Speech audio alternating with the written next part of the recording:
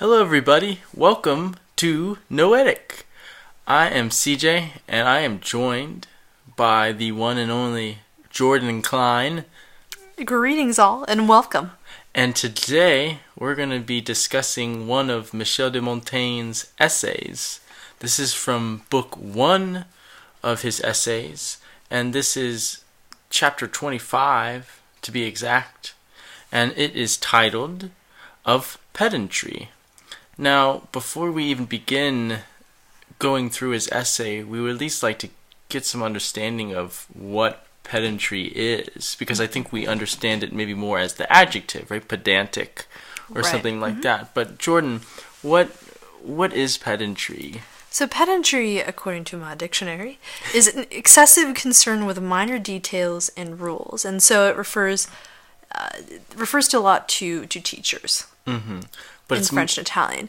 And I think that the biggest and most important thing to stress is its negative connotation. And that's exactly where Montaigne starts this essay, because he finds that philosophers, pedagogues, teachers have a bad rep. And that's not something that's just in his time, but is dated back to antiquity, right? Right. So the fact that many tutors were often slaves, and especially Greek slaves.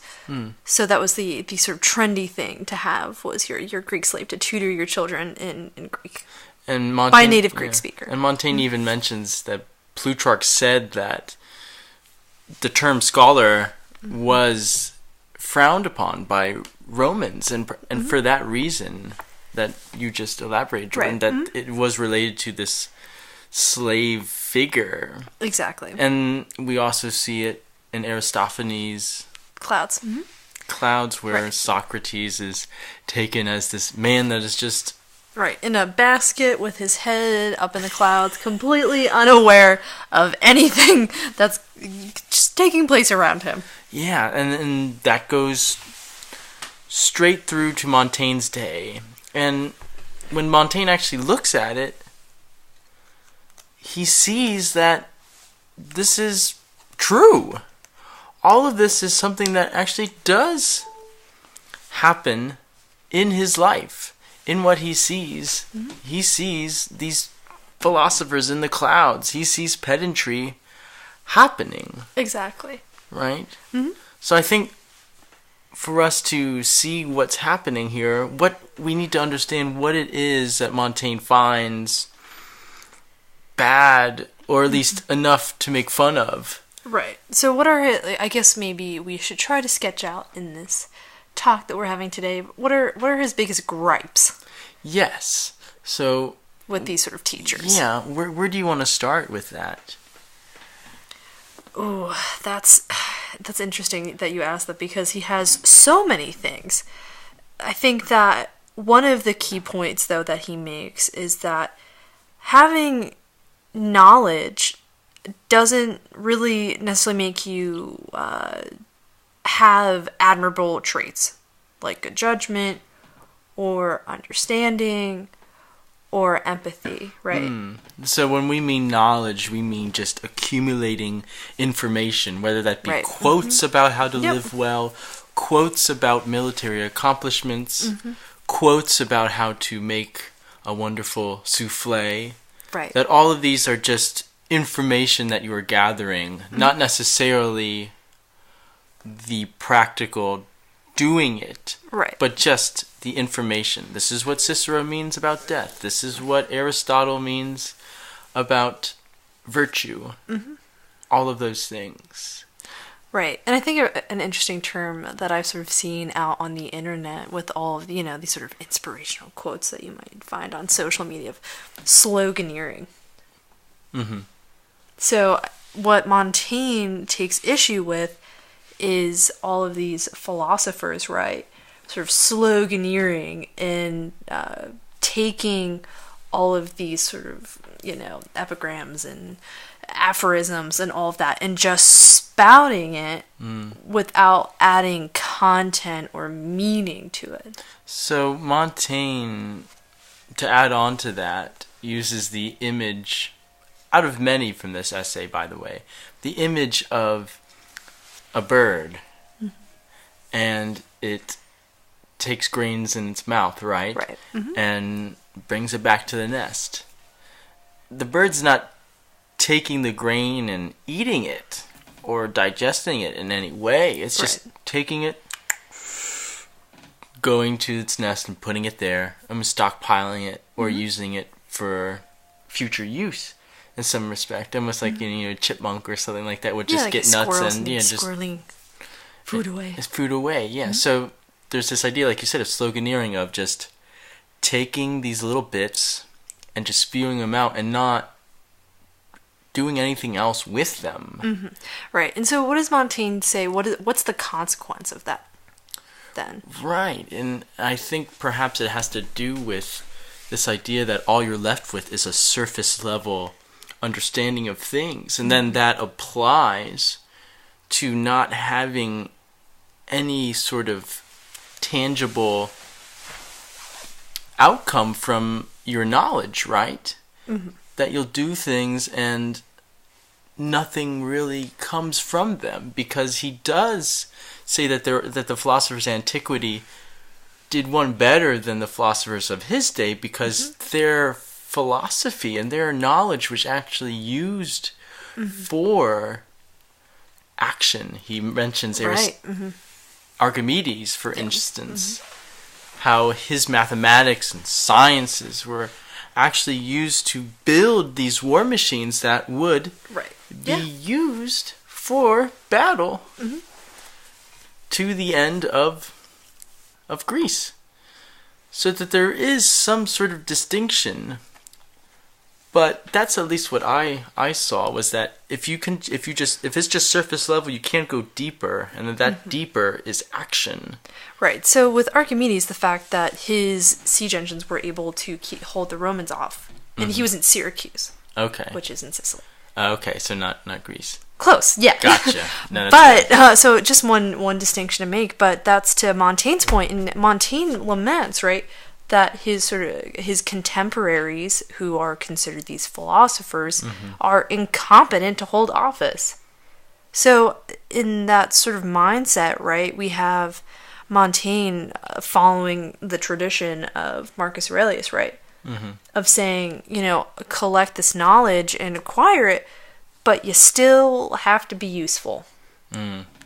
Yeah, and that's practically something that we deal with every day in our lives, whether we're in college or whether we take a class, just education in general, really, right?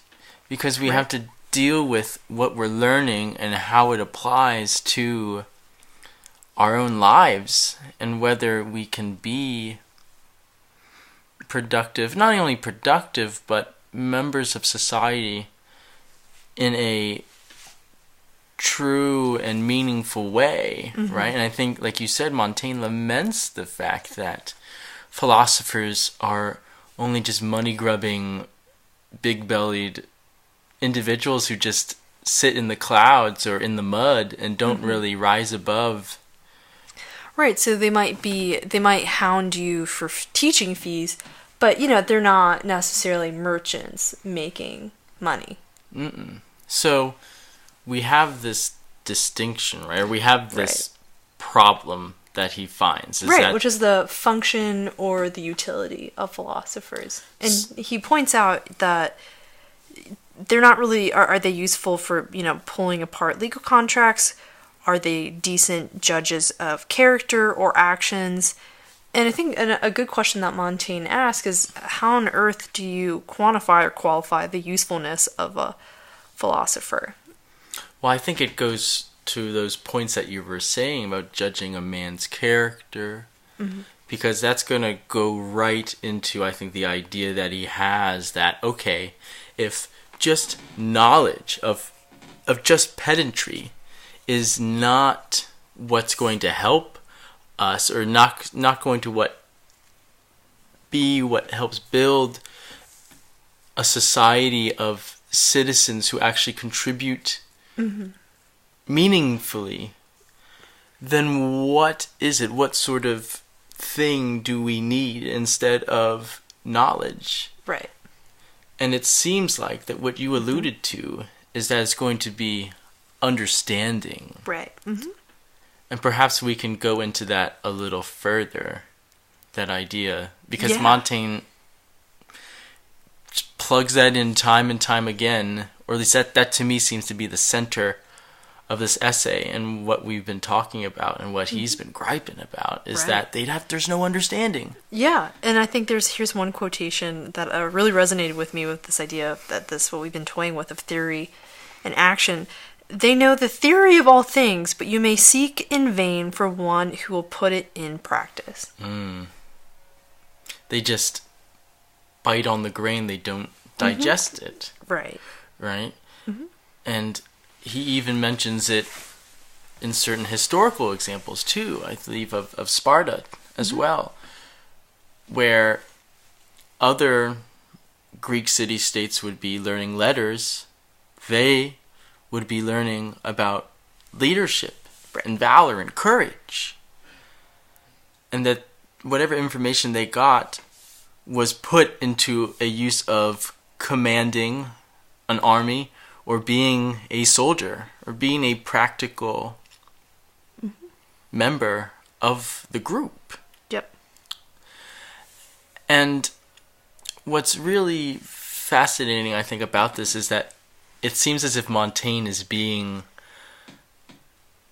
a Luddite in some respect, where we think maybe from this information we've just given, he just seems to be like, don't read any books. Just don't even do that. Just go out and live life and be courageous and all. But it almost seems as if we can still do that. We can still read Cicero. Mm-hmm. We can still read everything else. But that this understanding that we're talking about needs to be present, right? That's the muscle that will make us better. And if that muscle isn't there, then the strongest medicine can't really help if you are of a weaker constitution or if your body has certain negativity. And here's a point that CJ and I, we've talked about off mic about sort of finding disagreeable is his view on women and education. Yeah, because this leads directly into the point about women. Right. Do you want to talk about it? Yeah, and it's interesting because that one passage that we just talked about, how you can't have true learnedness without the sense of judgment and understanding, and judgment and understanding is really the most important thing for intelligence.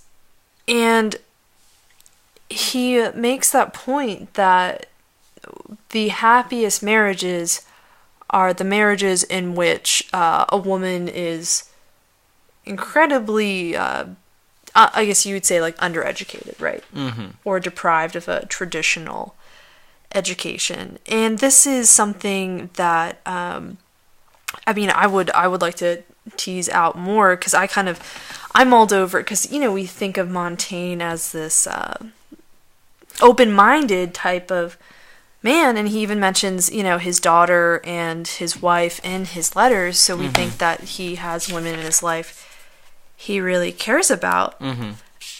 But he talks about the Duke of Brittany saying that he liked his wife because she was uneducated, and it was best for, quote, a woman was learned enough when she knew the difference between her husband's shirt and his doublet. And I wonder, too, if maybe it's a matter of context as well. Mm-hmm. Because when he is talking about the understanding part, right, where the person has to be of equal temperament to what he's taking in, that he takes that and tries to understand the treatment of women not receiving an education. Right. Mm-hmm.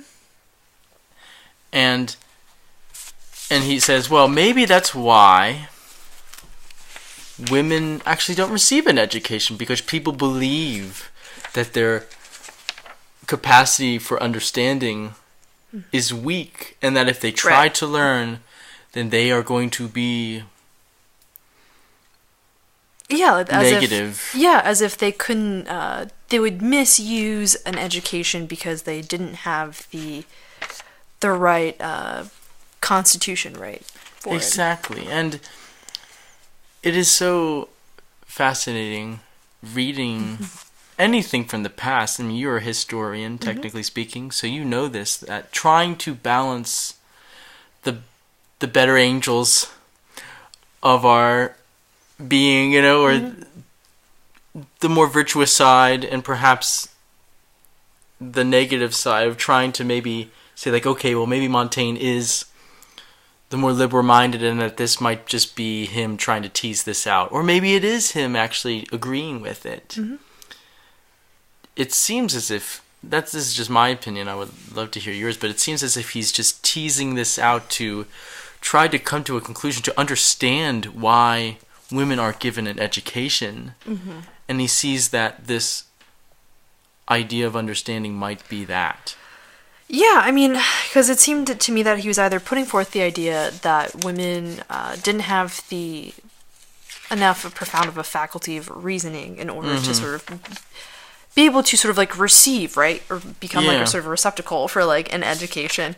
Or it seemed interesting if this was another take that I thought of, that I've been sort of mulling over, is if Montaigne kind of balks at the idea of this like sort of like sophistry, that maybe he's saying that women's, you know, judgment and understanding and empathy and compassion could be so pure that it just shouldn't be sullied by this sort of, you know. But I think that the closer reading is probably more of the sort of mindset of women just don't have the capacity for an education. Yeah, maybe we should go to the man himself and maybe let him have the final word, because this is the sentence that transitions from what we were talking about understanding to the paragraph in particular about women. And let me read it for you. It is perhaps for this reason that neither we nor theology require much learning of women. ... So it almost seems as if he's trying, at least from that reading, it seems as if he's trying to just understand, well, maybe that's why we don't require education from women. Yeah, maybe. I think the jury's... the jury's is going to be always out, because we can never talk to Montaigne. Right.